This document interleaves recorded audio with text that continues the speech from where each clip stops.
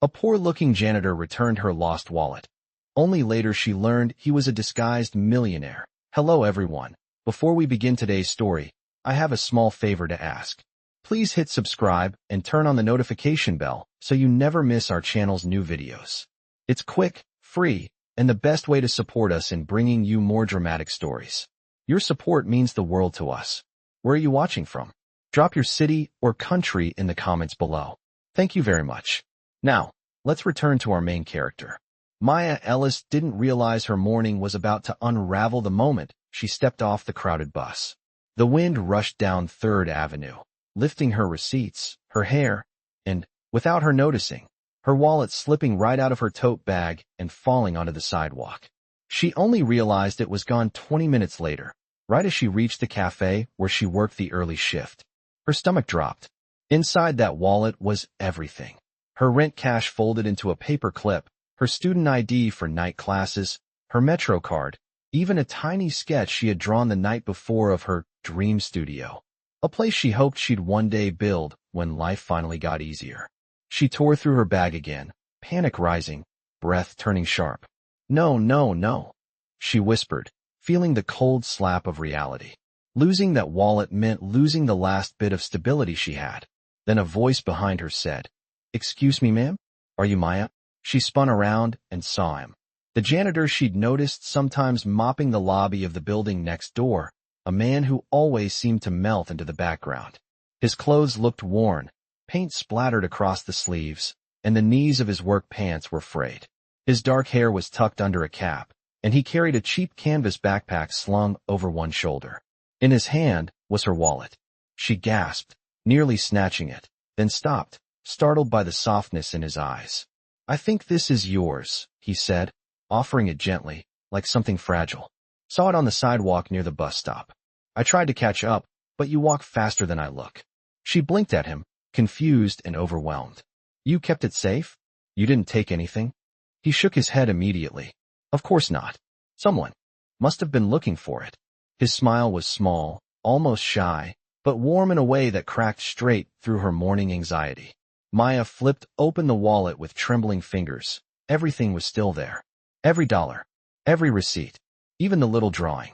The relief hit her so hard, she almost laughed and cried at the same time. "Thank you," she breathed. "Seriously, thank you. You don't understand how much this means." The man shrugged, wiping a bit of dust from his hands. "Just doing what's right." Maya's eyes softened. Most people wouldn't have bothered. Some might have pocketed the cash. He hadn't. He'd chased her down to return it. She couldn't help smiling. "I'm Maya, by the way." "Ethan," he replied, nodding. "Glad it made its way back to you." She didn't know it yet, and wouldn't for a long time. But this quiet janitor, this man who looked like he'd barely scraped by, wasn't a janitor at all. Not even close. And returning her wallet was the moment everything between them began. When Maya stepped inside the cafe that morning, still clutching the wallet Ethan had returned, her chest was tight with leftover panic and something else she could not quite name. Gratitude, maybe, or the strange warmth that lingered in her mind every time she replayed the moment he said, "Just doing what is right." She tied her apron, pushed stray hair behind her ear, and forced a breath as the first wave of customers came in.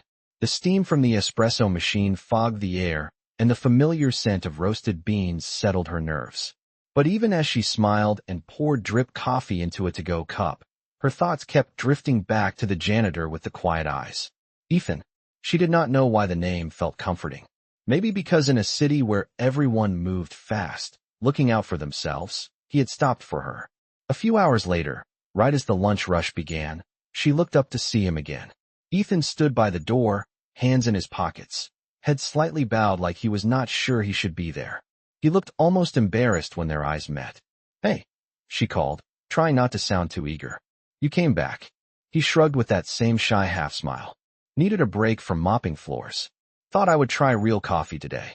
Maya laughed and waved him over to the counter. "Then you came to the right place. What do you usually drink?" He hesitated, scanning the menu board like someone trying to translate a foreign language. "I have no idea. What do people drink here?" She leaned closer, lowering her voice playfully. "Most people drink whatever looks expensive. But you? I think you would like something warm and simple." Her fingers moved across the buttons on the machine. One house blend. On the house. Ethan frowned, genuinely confused. You do not have to do that. I know, she said, handing him the steaming cup. But I want to. He took it, holding it carefully, almost reverently. Like he was not used to being offered things. Not used to being seen. Maya noticed how his hands were rough, calloused in patterns that did not look like a janitor's. The lines looked more like someone who handled tools or blueprints, not mops. But she did not question it. Everyone in New York had secrets, and she knew enough to respect invisible lines. He took a sip, eyes widening slightly. This is good. She laughed again, warmth blooming in her chest. That is kind of the point, Ethan. He stayed by the counter while she worked, talking between orders. He told her about the building he cleaned, about how the elevators were older than both of them, about the elderly woman on the 7th floor who always left cookies in the hallway. Maya found herself telling him things she usually kept quiet. Her night classes, her dream studio, how she sketched floor plans on napkins during slow shifts because she believed one day she would get her break. Ethan listened, really listened, his eyes focused, not drifting around the room like most customers did. And every time she apologized for talking too much, he shook his head softly. I like hearing you talk, he said once, and it sent a warmth through her that she tried her best to hide. Near the end of her shift, the cafe quieted. A lull settled over the room. Ethan cleared his throat. Maya, can I ask something? She looked up from the counter. Sure. He rubbed the back of his neck, suddenly boyish. Do you always trust strangers this easily? She smiled, but it faltered at the edges. No, not really. But you returned something important. That says a lot about who you are. Ethan's eyes flickered, something unreadable moving behind them. I am not always who people think I am. Neither am I, she replied softly. The clock above them clicked to the hour. Maya untied her apron, exhausted but lighter somehow. Ethan stepped back toward the door, taking one last sip of his coffee. Thank you, he said quietly. For the drink. And for today. She nodded, feeling that odd tug again. Come back anytime.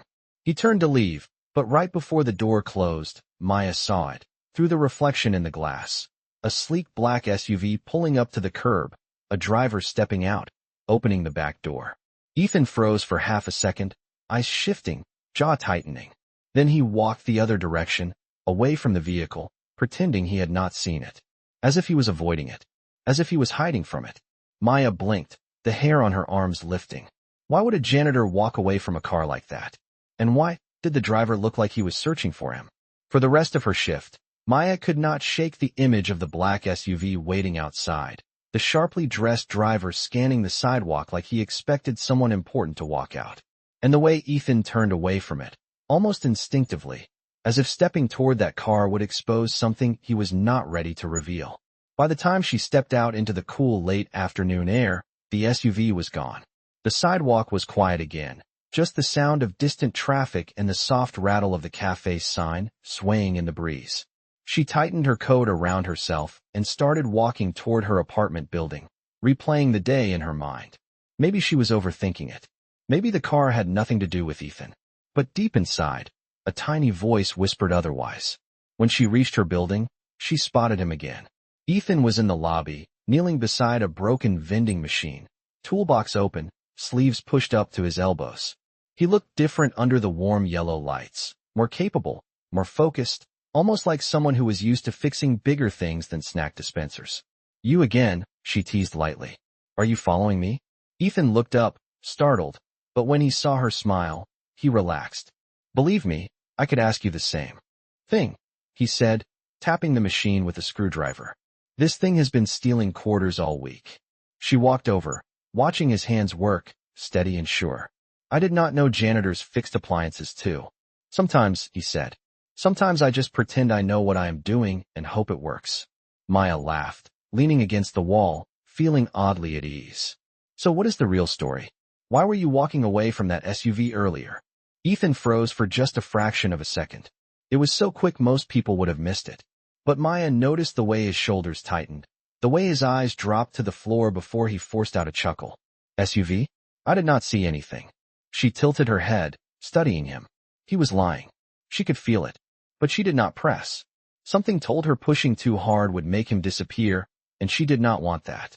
Not when she felt like she had finally met someone who saw her beyond her apron and long hours. Well, she said softly, if you ever want to tell me the truth, I am not going anywhere. Ethan glanced up, a flicker of guilt crossing his expression. One day, he murmured, maybe. Before she could reply, a door upstairs slammed, and Mrs. Hallberg from 5B stormed down the staircase, waving a wrinkled piece of paper. There you are, she barked at Ethan. My sink is leaking again. I told management last week. Are you going to fix it or not? Ethan stood up, nodding calmly. Yes, ma'am, I will take a look. She huffed and stomped away. Maya raised an eyebrow. You sure you work as a janitor? You look more like a full-time crisis manager. He laughed under his breath. This building keeps me busy. She smiled again, but this time it was softer, more curious. Something inside her tugged at her heart, a feeling she had not felt in a long time. Trust, warmth, connection. She checked the time and sighed. I should go. Night class starts in an hour. Ethan packed his tools, slinging the bag over his shoulder. Interior design, right? She blinked. You remembered? He nodded. You talk about it like it is the thing that keeps you breathing. Hard not to remember. Her chest tightened. Thank you, she whispered. They started walking toward the stairs, side by side. For a moment, it felt like they belonged in the same world. Like nothing between them was uneven or complicated.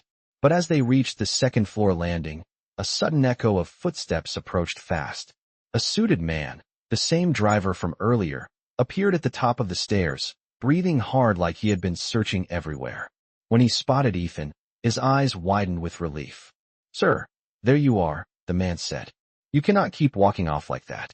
The board has been calling all afternoon. They need you back at the office. Maya stopped on the steps, her breath catching. Bored, she repeated silently. Ethan's face drained of color. Not here, he hissed under his breath, but it was too late. The driver looked down the stairs, straight at Maya, and the small, fragile world she thought she shared with Ethan suddenly cracked open at the edges. For a long second, everything stood completely still on the stairwell.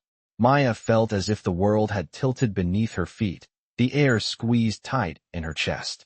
The suited driver was staring directly at her, waiting for Ethan to respond, and Ethan looked like a man caught between two collapsing walls.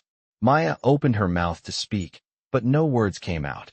Her mind raced through everything that had happened since he returned her wallet, every conversation, every smile, every moment that had felt honest and warm. None of it made sense now. Ethan stepped down one stair, placing himself between her and the driver, his voice low but firm. I told you not to follow me in here. The driver straightened his jacket. Sir, I understand, but the board has been calling nonstop. They said if you do not return, they will proceed without you. Maya flinched at the word again. Sir, not Ethan, not janitor. Sir. She forced her voice out, soft but trembling. Ethan, what is he talking about? Ethan looked at her, and in his eyes she saw a storm of regret and fear. Maya, I can explain. The driver cut in sharply. Explain what, sir? That you are avoiding a multi-million-dollar redevelopment vote? That you disappeared without telling anyone? Or that the shareholders are enough? Ethan snapped, the sound echoing through the stairwell. He was not angry at the driver. He was angry at himself. And Maya saw it. She hugged, her bag to her chest, the edges digging into her ribs. Who are you? She whispered. Ethan swallowed hard, eyes glistening. Not here. Please. Let me walk you out. I will tell you everything. But she stepped backward, away from him. Are you even a janitor? The silence that followed was louder than any answer. The driver exhaled, rubbing his forehead. Sir, you should just tell her. It is already out. Ethan closed his eyes for a brief moment, then looked at Maya again. My name is Ethan Cole, he said softly. I am the Chief Executive Officer of Cole and Hart Properties. The words punched the air out of her lungs. She grabbed the railing to steady herself. Cole and Hart, she repeated, her voice thin and disbelieving. The company trying to buy this building? The company raising everyone's rent? That Cole and Hart. Ethan took a step closer, his hands raised slightly, like he was approaching something fragile. I was not trying to hurt you. I was here to see the building myself, to understand what people were going through. I did not plan to meet you, and I did not plan for any of this to happen. Maya felt her stomach twist. So what was I? Some kind of research project? A case study? Another part of the building you wanted to buy? No, Ethan said quickly, desperately. You were the first real thing in my life in a long time. The driver cleared his throat, awkward but sympathetic. Sir, the board meeting starts in 40 minutes. If we do not leave now, I said I will come when I am ready, Ethan replied sharply. Maya stared at him, her heartbeat pounding in her ears. The man she thought she knew, the man who fixed vending machines and drank house blend coffee like it was a treat, was not real. Or maybe he was real, but buried under layers she had never been meant to see. Her voice cracked as she forced out the question she feared the answer to. Was anything you told me true? Ethan's face broke, just a little. All of it. Except the part where I said I was a janitor. A tear she did not expect burned at the corner of her eye. She blinked it away before it fell. I trusted you, she said, her voice raw. More than I trust most people. And you were lying the entire time. I wanted to tell you, he said. I just did not know how. I was afraid that the moment you knew who I really was, you would stop looking at me the way you do. She stepped down another stair, moving past him. Well, she whispered. Now I am not sure how to look at you at all. Ethan reached out instinctively, but he stopped himself, letting his hand fall empty at his side. Maya, please. Let me make this right. She shook her head, her chest tight and aching. Go to your board meeting, Ethan. Or whatever your real life is. I need time to breathe. And with that, she walked down the stairs, each step heavier than the last, leaving Ethan standing frozen between two worlds. One he had built on power and one he had almost found with her. For hours after leaving Ethan on the stairwell, Maya walked through the city in a fog, barely aware of where her feet were taking her. The streets buzzed with the usual noise of late evening traffic, but everything around her felt distant, muffled, like someone had wrapped the world in cotton. She replayed every moment between them, every smile, every conversation, every warm glance she once thought was genuine. And maybe it was genuine. Maybe that was what hurt the most. By the time she reached her apartment, the sky had darkened, and a cool wind had settled over the block. The lobby lights flickered softly as she stepped inside, but she froze when she saw the front desk. A thick envelope lay there with her name handwritten across the front in careful pen strokes. Her stomach tightened. She did not want to open it, but her fingers moved anyway. Inside was a notice from the building management. Rent increase. Effective immediately. Her jaw clenched.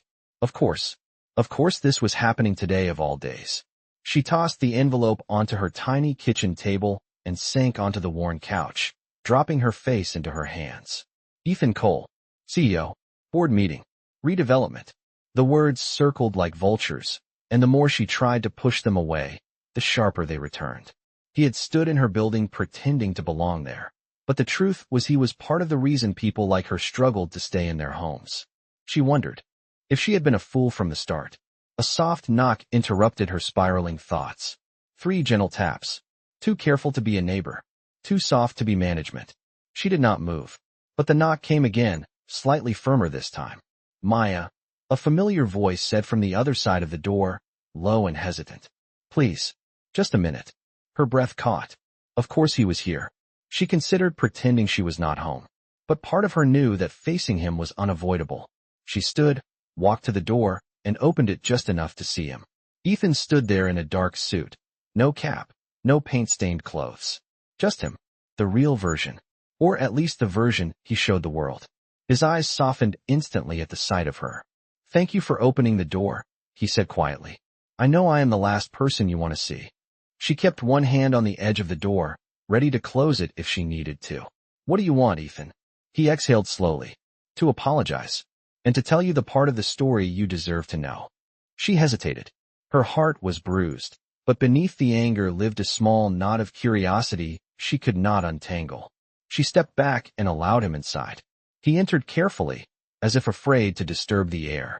His gaze scanned the small apartment, the cracked paint on the walls, the stack of designed sketches on her table. He looked almost ashamed.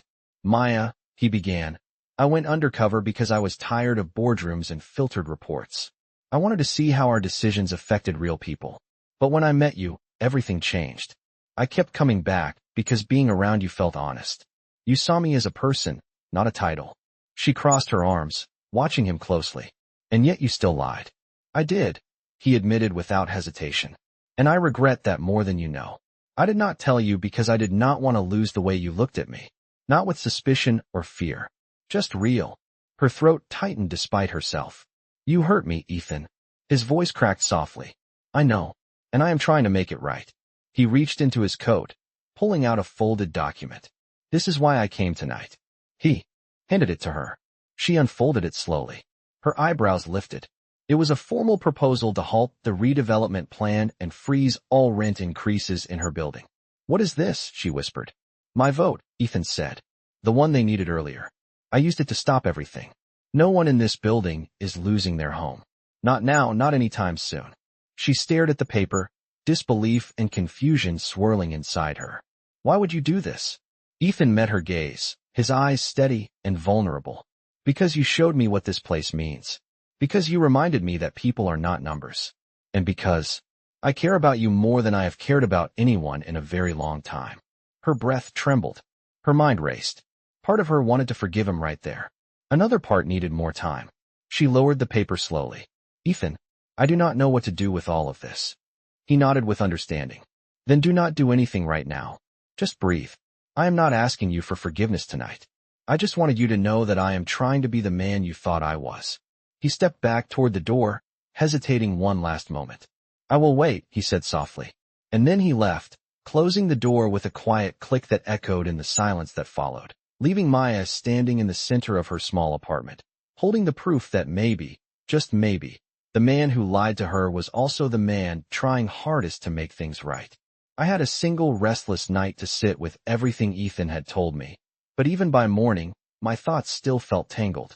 I woke up early for my shift, the thin winter light barely pushing through my curtains, and for a moment, I hoped yesterday had been some kind of strange dream.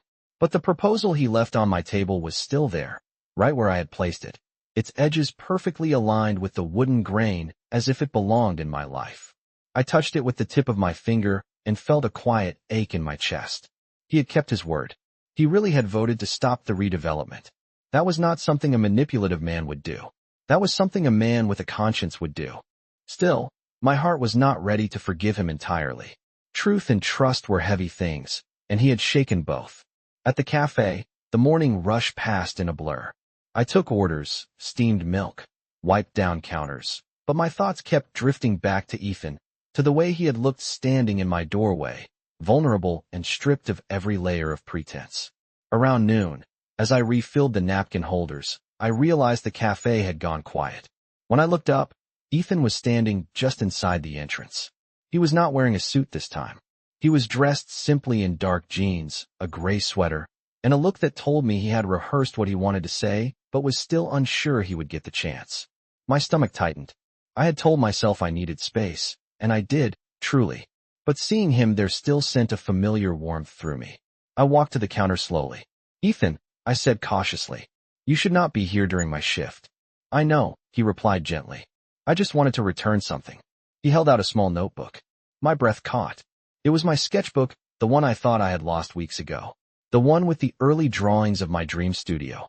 I found it in the lobby a while back, he said. I meant to give it back sooner, but I did not want you to think I kept it for the wrong reasons. I took the book from him, my fingers brushing his. Thank you, I whispered, flipping through the slightly worn pages. These drawings, they are important to me. I know, he murmured, his eyes warm. I have seen the way you talk about your dreams. You put your whole heart into them. I swallowed, unsure what to say. You said you needed time, he continued. So I will not stay long. I just want you to know something. You changed me, Maya. Before you, I lived in a world where decisions were numbers and outcomes. But every time you talked about your future, it reminded me that real lives hang in the balance of the choices people like me make. I do not want to be the kind of man who forgets that. His sincerity pressed against the walls I had built, cracking them just a little. Ethan, I said, softly, I believe you mean that. But I am still hurt. He nodded immediately. You have every right to be. And I am not asking you to sweep it away. I am asking for a chance to show you that the man you met first, the one who returned your wallet, the one who listened to you talk about design like it was sunlight, is the real me. Not the title. Not the company. Me. The cafe door chimed open behind him, but he did not turn around. He seemed anchored to the moment, anchored to me. I took a slow breath. I do not know if I can trust you again, I admitted. Not yet. Ethan's voice softened even further. Then let me earn it. One small step at a time. He took a single step back toward the door. I will not come here again unless you want me to. I just needed you to know that you are not alone in this, and that your dreams matter. They should not be buried under fear or rent notices. My chest tightened again, this time not with hurt, but with the faintest spark of hope. Goodbye for now, Maya, he said gently. But not forever. At least, I hope not. He left quietly, the door closing behind him with a soft chime. I looked down at the sketchbook in my hands, tracing the worn edges, and for the first time since everything broke open, something inside me whispered that maybe, just maybe, this story was not done yet. I spent the rest of the day turning Ethan's words over and over in my mind, but no matter how I tried to push them away, they kept circling back like a gentle tide brushing the shore. By the time my shift ended, the sun was already dipping behind the buildings, casting long shadows across the street. I tucked my sketchbook into my bag and headed toward my apartment, feeling both unsettled and strangely hopeful. When I reached the lobby, Mr. Hallberg from 5B was arguing with the building manager again, waving a stack of papers in frustration. But as soon as he saw me, his expression softened. Maya, good news, he said. Someone intervened. The rent increase notice has been withdrawn. The memo came down this afternoon. My heart skipped. Withdrawn? Are you sure? He nodded firmly. Completely. Management said. The order came from the top. No explanation. I did not need one. I knew exactly who it came from. My chest warmed, but the feeling was complicated, tangled with gratitude and caution. I thanked him and headed upstairs, each step echoing softly in the stairwell. When I reached my door, I paused, staring at the worn paint and the familiar number slightly crooked on its metal plate. This was my home, the place I fought to keep, and the man who once seemed like a threat had just quietly protected it. I slipped inside, set my bag down, and sat on the edge of my bed. My heart felt like it was balancing on a tightrope, trying to decide which way to lean. The knock came later that evening, just as I was about to make dinner. 3 soft taps, the same gentle rhythm as before. I froze, hand hovering over the handle of a cabinet. Then I walked to the door, pulse quickening. When I opened it, Ethan was standing there in the hallway, looking almost unsure if he should be there at all. He held a small cardboard box in his hands. I know I said I would give you space, he said quietly. And I meant it. I am only here because something came for you, and I did not want it left in the mailroom. He offered the box. My name was written across the top in precise lettering. My breath caught. What is it? Open it, he said softly. I did. Inside was a brand new set of professional architectural markers, the expensive kind I used to stare at through store windows but never dared to buy. These were the colors designers used on real studio projects, the colors that made blueprints come alive. My throat tightened. Ethan rubbed the back of his neck. I know it is small, but you mentioned yours were running dry. I thought, maybe this could help. I looked up at him, emotions swirling so fast I could barely hold them steady. Ethan, I whispered, you did not have to do this. I know, he replied, but I wanted to. For a long moment we stood there, just looking at each other. And then he spoke again, voice low, almost hesitant. I do not expect you to forgive me all at once. But let me help you the way. You helped me. Without even knowing it, you reminded me that people deserve dignity and compassion. You saw value in me when I was pretending to be someone with none. My eyes softened despite the ache in my chest. You hurt me, I said, not accusingly but honestly. But you also protected my home. You listened to me. You came back even when it was hard. Ethan swallowed slowly. Because you matter to me, Maya. Whether you believe that yet or not. The way he said it made my heart squeeze in a way I could not ignore. I stepped slightly aside, letting the door drift open. Do you want to come in for a minute? His eyes widened just a little, a mixture of surprise and relief washing over his expression. Only if you want me to. I do, I said softly. For a minute. He stepped inside gently, as if entering a sacred space. We sat at the small table by the window, the markers between us. The city lights shimmered through the glass, casting soft reflections across the room. For the first time since everything shattered, we were no longer standing on opposite sides of a lie. We were simply 2 people trying to find a way forward. Not fixed, not perfect, but trying. The soft city glow filtered through my window as Ethan and I sat across from each other, the box of markers resting between us like a fragile bridge. I did not know what this moment meant or where it was leading, but something about his presence felt different now. He was not the disguised janitor I had met when he returned my wallet, and he was not the polished CEO who commanded boardrooms. Right now, he was simply Ethan, trying to rebuild something he had broken. We talked for a while, quietly, carefully, like two people learning to walk on unfamiliar ground. He asked about my classes, about the project I was working on, about why interior design mattered to me the way it did. I told him the truth, that creating spaces made me feel like I could shape life into something calmer and kinder than the world often was. He listened, truly listened, with the same focus he had shown the first day we sat in the cafe. Every nod, every thoughtful hum, every question made it clear he was not pretending anymore. But the moment could not last forever. His phone buzzed on the table, the screen lighting up with a string of messages. He silenced it without looking, but I caught a glimpse of a name. Hartley, one of the board members I recognized from news articles. You can answer it, I said softly. I know your world does not stop.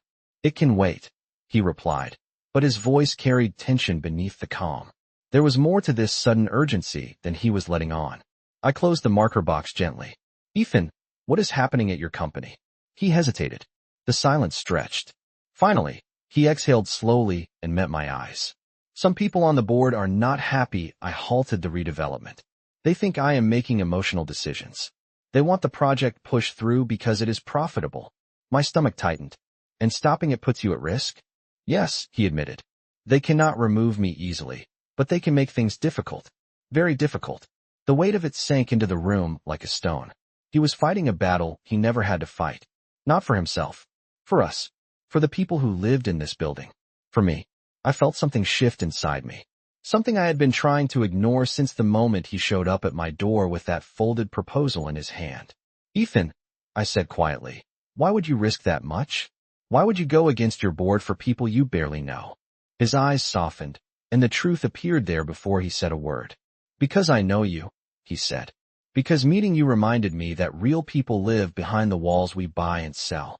Because you treated me like a human being when you thought I had nothing to offer. My breath caught. Ethan. And because, he continued, voice lower now, some part of me hoped that if I did the right thing, maybe you would believe in me again. The honesty in his expression made my chest ache. I looked down at my hands, then back at him. I want to believe you, I whispered. I do. Then let me earn that, he said, leaning forward slightly. Not with big gestures or decisions. Just with consistency. With honesty. I felt the walls I had built begin to loosen, piece by piece. Before I could respond, another buzz echoed from his phone. This time, the screen lit up bright enough for both of us to see. Incoming call, Hartley. He silenced it again, but this time I reached out and touched his hand to stop him. Answer it, I said. If your company is in trouble because you helped me, you should handle it. He hesitated, then nodded, stepping into the hallway to take the call. I could not hear the words, but I could hear the tone. Sharp, heated, relentless. When he returned, his expression was tight, and something heavy lingered in his eyes. What happened? I asked, fear creeping into my voice. He sat down slowly, the chair creaking beneath him. They called an emergency session. They are trying to override my decision about the redevelopment, and they want me at the headquarters tonight. My heart dropped. Ethan. He looked at me then, a hint of determination rising through the worry. I will fight it, he said. But before I go, I need to know something. My breath held in my chest. What? Do you want me to keep fighting for this building? For your home? For you? The question hung in the air, trembling, electric. My voice was barely a whisper. Yes, I do. A slow, relieved breath escaped him. Then that is enough, he said gently. For tonight, that is enough. He stepped toward the door, pausing with his hand on the handle. I will come back, he said softly. If you want me to. I felt my heart steady, sure. I do. And for the first time since everything began to unravel, I knew this story was not just about lies or mistakes. It was about whether two people from different worlds could choose each other anyway. And tonight, we both chose yes. The night Ethan left for the emergency board session, I barely slept. I kept pacing my small apartment, staring at the city lights blinking outside my window, wondering what was happening behind the polished glass walls of his corporate world. Every time I pictured him standing alone in a boardroom full of people determined to crush him, a quiet fear twisted in my chest. By sunrise, my phone buzzed with a message. It was from Ethan. Meeting over. Can I come by? My pulse quickened. I typed back one word. Yes. 20 minutes later, there was a knock on my door. When I opened it, Ethan stood there in the hallway, looking exhausted but strangely calm, like someone who had spent the entire night walking through fire and somehow survived the heat. His suit jacket was draped over his arm, his tie slightly loose, and his eyes softened the moment he saw me. Hi, he said quietly. I stepped aside to let him in. What happened? He exhaled slowly, running a hand through his hair. They tried to push the redevelopment through. They argued, shouted, threatened. They said I was letting my emotions cloud my judgment. I swallowed hard. Did they override your vote? A small, tired smile tugged at his lips. No. They failed. Relief washed through me, so fast my knees felt weak. Ethan, that is incredible. It was not easy, he admitted. But I told them the truth. I told them I had lived in this building. I told them I had met people whose lives would be destroyed by their decisions. I told them that if we wanted to be a company worth trusting, we had to stop acting like we owned the world. My chest ached with a strange mixture of pride and tenderness. And they listened. Some did, he said. Some never will. But enough of them voted to halt the project permanently. The redevelopment is gone. No rent increases. No evictions. I covered my mouth with my hand as the weight of his words sank in. Ethan, you saved our homes. He shook his head gently. You saved them. Your voice. Your truth. You changed me first. I did not know what to say. I had never seen a man look at me the way he looked at me then, with gratitude, softness, and something deeper, something hopeful. There is more, he added, reaching into his coat. My breath caught as he pulled out a small, carefully wrapped object. This is yours. He handed it to me.